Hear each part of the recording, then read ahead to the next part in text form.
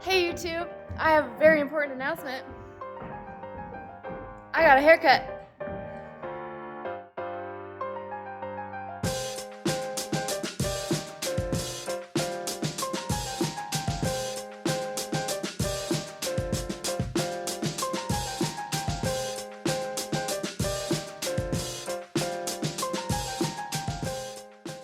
It's been a while. It's been a minute. It has been since middle of March since we put a video out, and I apologize for that. We're really sorry. We're really sorry. We've gotten a lot done, but visually it doesn't look like we've done that much because it was plumbing and electrical. The reason is that we were dying, knowing that we have until the end of October to finish this house. We were dying to get past our 4-way inspection, which is plumbing, electrical, HVAC, and what's the fourth thing? Framing, yes. Framing was already done, HVAC was already done. Allie and I did all of the plumbing and electrical ourselves, so there was really quite a lot to do. Well, we had a plumber do our main drains and vents. That's true, because they're cast in concrete in the basement. I didn't want to mess with that. Yeah, so we ran all of the PEX lines. Yes. We installed the manifold in the utility room. We had to configure the whole utility room, which was a bit of a beast.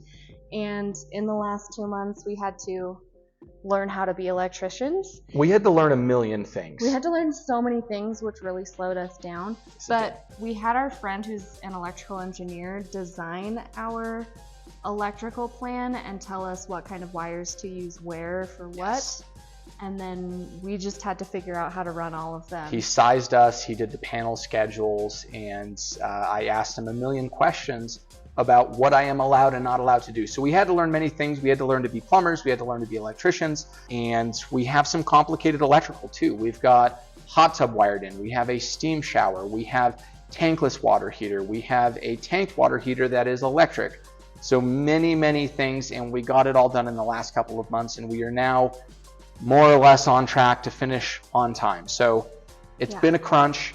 However, unfortunately, so I work in digital marketing. My 9-to-5 job is for an e-commerce business, and we had a huge launch in May. Mid-May, we launched 6 new products, and it was a lot of work for me. So I was doing 60-hour weeks for my full-time job and not helping as much with the house, which was sad for Mike. And also I didn't get very much video. I was sort of on my own for a little bit, but in order for this whole thing to work, we have to put our jobs first. This channel isn't monetized. We really have to put our day jobs first, and this is priorities are like day job, the house, and actually getting it done. Personal hygiene. And and then the YouTube channel.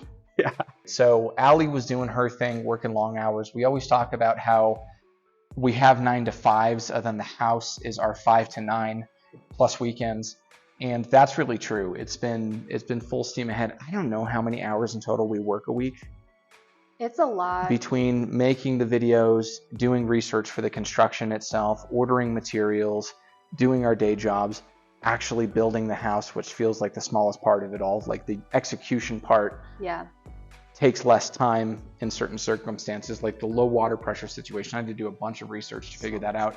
So it's a lot, and we're sorry that we haven't been attentive, but we have made a ton of progress. That's what we want to show you today. Yeah. And electrical wasn't so bad. I think we should talk about the scariest thing that we had to do though. Sure. Which is the ceiling.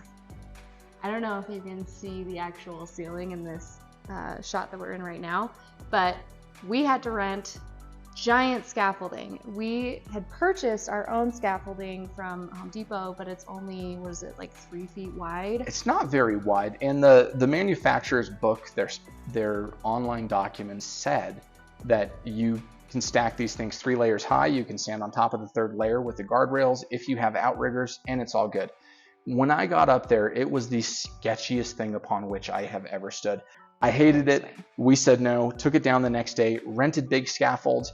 Those still moved a lot. And because we have such pitch in our roof, the first layer of lights that we had to do, I had to be up on the 3rd layer, but without any rails whatsoever. So all of that movement, when it shifts beneath you, combined with the fact that like there were no rails for me at all. I was just like crouching on my knees to try and put these things up.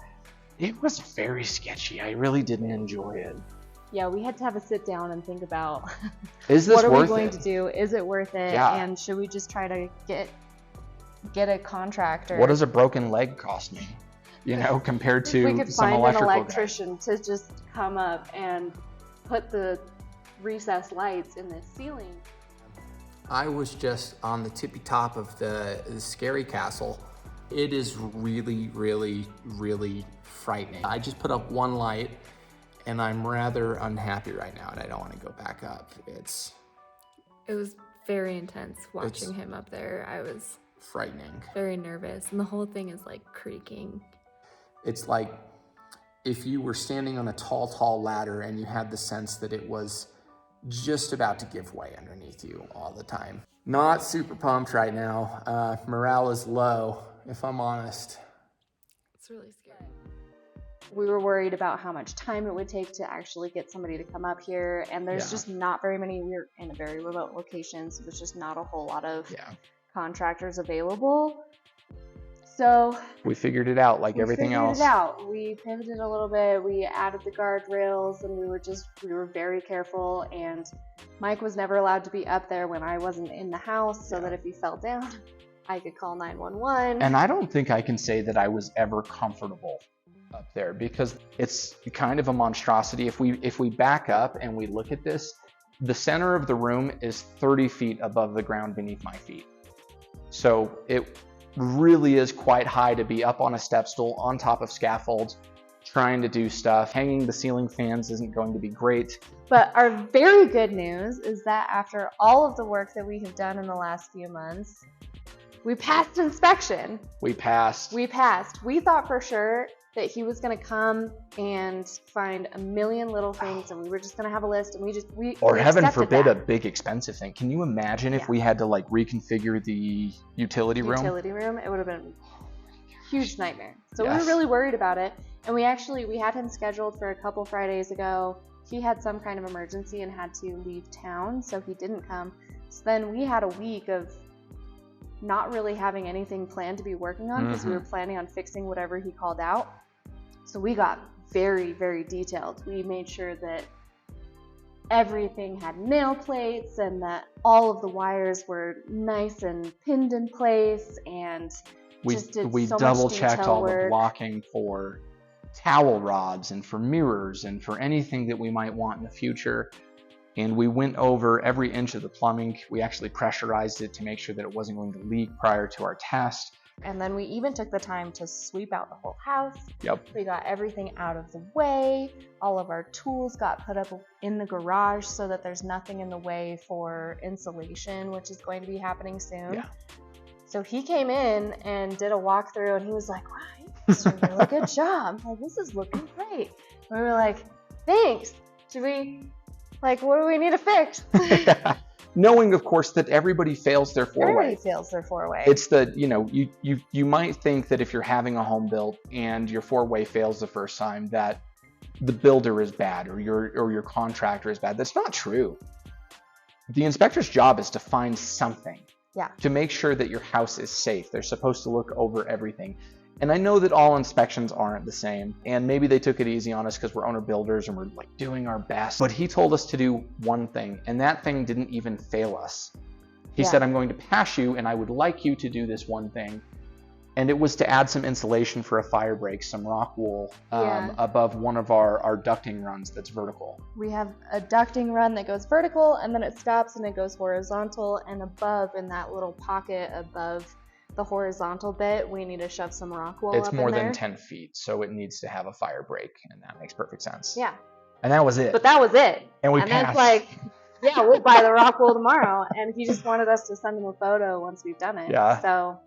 Yeah, we passed that. We passed our propane pressure. We passed our service rough-in for electrical. We're moving along, and it's crunch time. We have until the end of October to do all of the finishing work. We are hiring people to come in and do the insulation because you have to put on a whole hazmat suit. We're doing closed cell foam and then open cell foam, but it's all spray-in, and that's really nasty stuff that we didn't want to mess with. So we basically have 5 months, right? And in that 5 months, we have to do insulation, sheetrock, we have to fit all of the doors, we have to do all of the cabinetry, we have to put all of the appliances in, we have to do the flooring, we have to do all the finished textures. So it's an awful lot. We have a lot to do. But things that we're also hiring people to do the drywall. We're not gonna mess. It would take us the whole summer to drywall this place. I want to hire somebody to do the tile. Yeah, I'd like to. Labor for tile is a lot right now. I mean, tile people work hard. They're worth what you pay them. We're willing to pay them because tile is very fastidious and slow. And if you're doing it for the first time, you're gonna mess it up. And I don't wanna mess with any water leaks. I don't want the shower pans to be bad and to have leaks and then rot out the floor beneath them. Yeah. I don't want those things to happen. So we're willing to pay for a good tile guy, but we had one quote and it was kind of outrageous. It was an awful lot. We don't have that much tile. It's like a laundry room and 2 bathrooms. And then And I'm willing to do the floor in the laundry room. Like, I'm not even worried because there's no drain or anything to worry. There's no sloping. It's just 8x8 tiles in the laundry room, and I'll do it myself.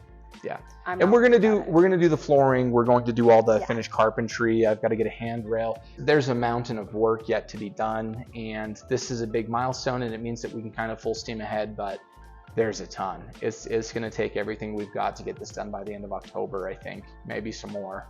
But I'm excited because the steps that are coming up for us to actually work on are much more visual. They have more visual impact. That's true. I More feel fun. I feel like we've been messing around with electrical and plumbing, and it just doesn't really look like we've done anything, but it was so much work to run all of the wire through the house and a lot of problem solving because you know, the wires have to go, for example, in the gable wall we have giant doors and windows, so we can't just like go outlet to outlet, so you have to go down and under the window. And the rest of it's wood the because this thing is so tall. It's all engineered. Yeah. It's all LVLs, all special wood products in here, and you can't just poke giant holes in them. It's not okay. And we don't have long enough drills to do that, even if we wanted to, because some of these we've got 12 of them in a row with tiny spacing in between. Speaking of not a long enough drill, we had to buy a super long drill because there are certain spots in the bedrooms underneath the windows where there are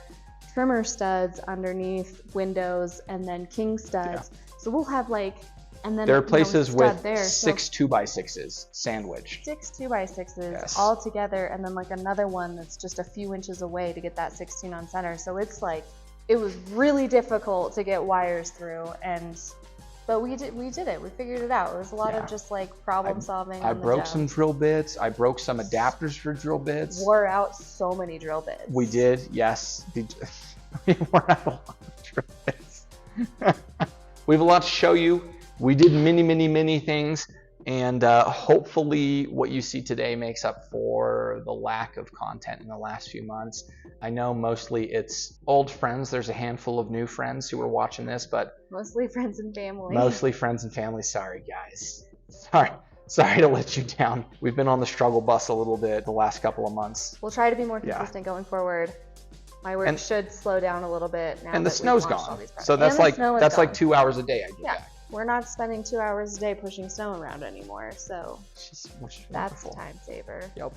One of the things that took us some extra time in the last couple of months is that we sort of called an audible and we decided to finish some things we weren't going to finish initially. So this basement, we're not planning to finish this right away, but we are having some really awesome insulation put in here, and because of that, all of the exterior walls and some of the interior walls are going to have some really hardcore spray foam in them, which means that I don't want to drill holes / cut holes / make channels in finished insulation so that we can later add electrical. So we actually did all of the water supply, plumbing, and all of the electrical down here in the basement.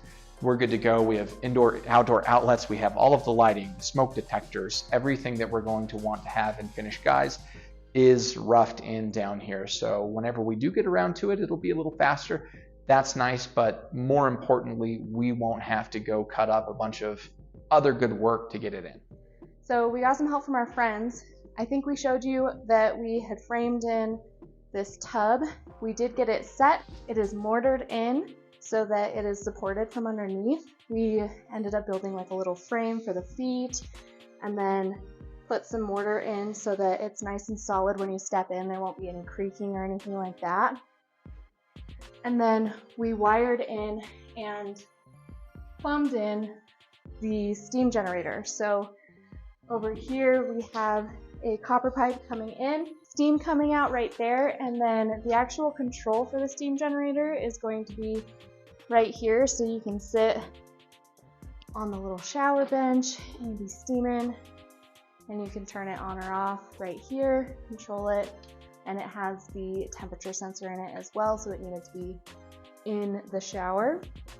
And then the actual shower control has a little panel that will go right here. So that is wired up and ready. And then we're going to show you the steam generator we actually ended up putting up in the attic, and I'm very happy about this attic space that we created for ourselves so that we don't have to have a giant space taken up in our master closet by a steam generator. You're going to notice that we have normal height ceilings up here in our master bedroom, but we're underneath scissor trusses, and those scissor trusses have about half of the pitch of the great room, which goes up really, really high. So what we wound up with is this huge space over the bedroom and the bathroom that goes super high. I think it's something like 14 feet in the center, and it was just unnecessary. So another audible we called is to go ahead and build this out and make it a usable attic space for storage. It is going to be within the thermal envelope. It will be insulated and house temperatured, in other words. And this is the space that we created. I don't think there's a ton of square footage up here. Definitely enough to be worth it. But the best thing is that we were able to get our Steamist steam generator out of the master closet, which is where it was going to be. So we have water and power run up to it through a wall that is beneath, and it drains into, if it fails, it will drain, but it drains into the drain that was built into the master closet, and that's just plumbed through the wall. So there's going to be a little pipe sticking out. Not a big deal, takes up a lot less space than this rather large appliance. Thanks so much for joining us today. Sorry for the break. We promise we will do better. We apologize. Hope you enjoyed it. See you next time. Thanks for being here.